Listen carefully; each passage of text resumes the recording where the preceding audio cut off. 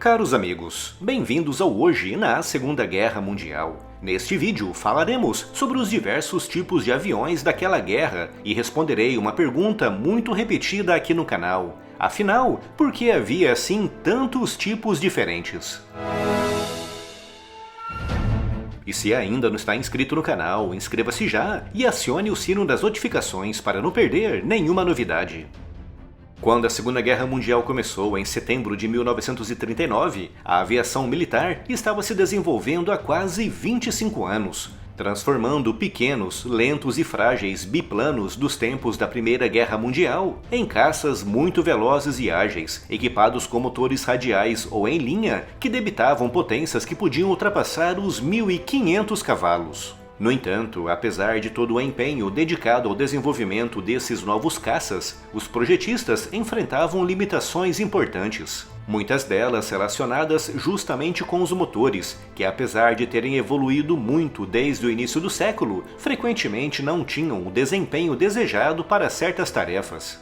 Isso obrigou os projetistas a desenharem aviões específicos para determinadas missões. Por exemplo, para a tarefa de avião de caça, como as aeronaves tinham que ser leves, velozes, ágeis e com um alcance pelo menos mediano, os projetistas desenharam aviões esguios e muito compactos, com pouquíssimo espaço além do estritamente necessário para o piloto.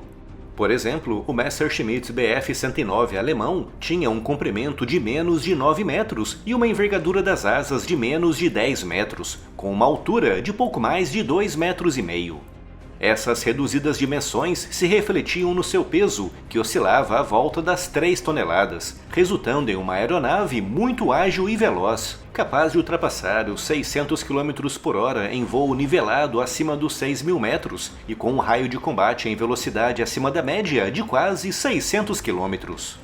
O P-51 Mustang tinha dimensões apenas ligeiramente maiores do que as do Bf-109, mas era muito mais pesado, com cerca de 5 toneladas. Um peso extra necessário para sua missão especial de caça para a escolta de longo alcance dos bombardeiros aliados em missões sobre a Alemanha. Mas mesmo assim, tinha um comprimento de menos de 10 metros e uma envergadura das asas que não ultrapassava os 11 metros. Outro exemplo clássico de avião de caça era o Mitsubishi Zero, considerado o caça mais ágil da guerra graças à sua estrutura extremamente leve. Para ser assim tão ágil, o Zero praticamente não tinha blindagem, o que significava que era excelente como arma ofensiva, mas quando apanhado em desvantagem e obrigado a lutar na defensiva, provava ser excessivamente vulnerável.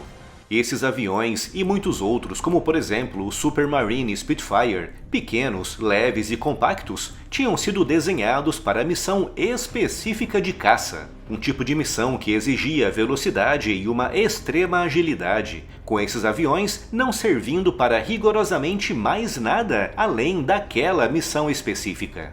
Mas nos campos de batalha da Segunda Guerra Mundial havia muitas outras missões importantes, como por exemplo o ataque contra alvos no solo.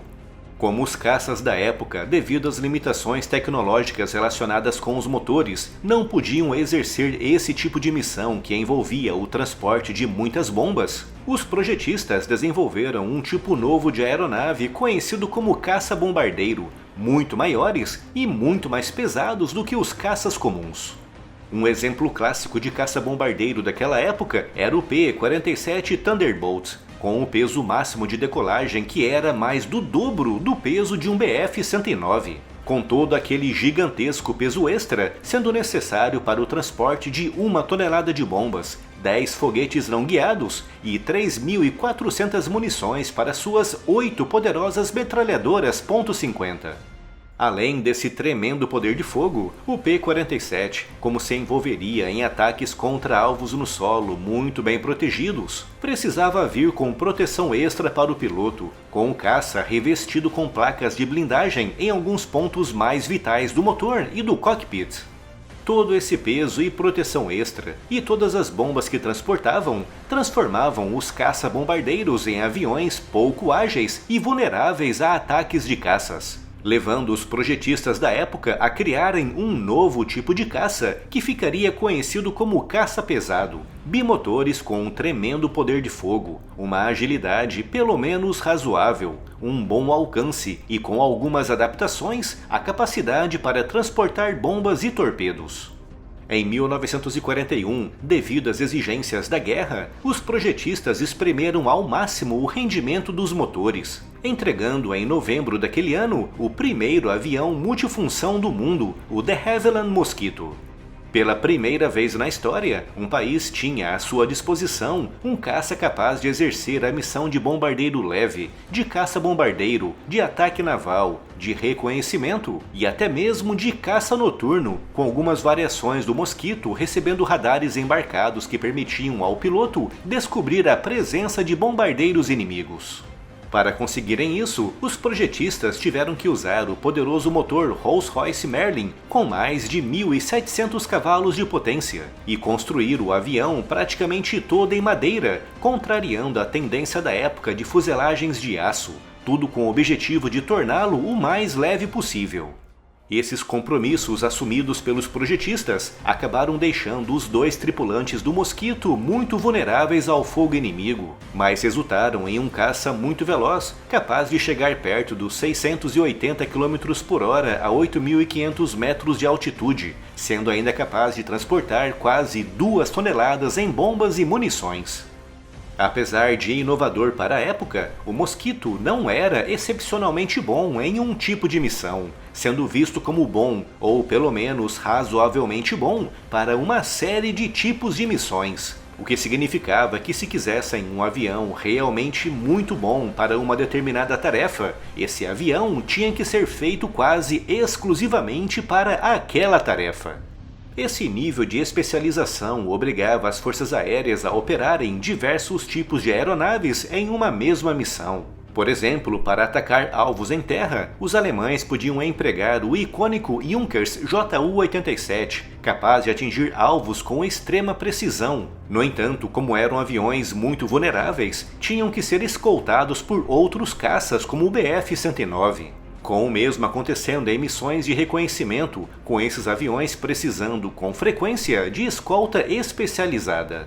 E foi por conta de todas essas limitações tecnológicas que na Segunda Guerra Mundial havia mais de meia dúzia de tipos diferentes de aviões, como os bombardeiros, que se subdividiam em leves, médios e pesados, os aviões de caça, que podiam ser leves ou pesados, aviões de caça noturno equipados com radares especializados, aviões de ataque ao solo, aviões de ataque naval, aviões de interceptação e, finalmente, aviões de reconhecimento. Foi só recentemente, graças ao desenvolvimento de novos motores a jato e principalmente da eletrônica embarcada, que surgiram aviões realmente multimissão, como por exemplo o F-39 Gripen da Força Aérea Brasileira, uma aeronave capaz de cumprir todas as missões que nos tempos da Segunda Guerra Mundial exigiam aviões especializados.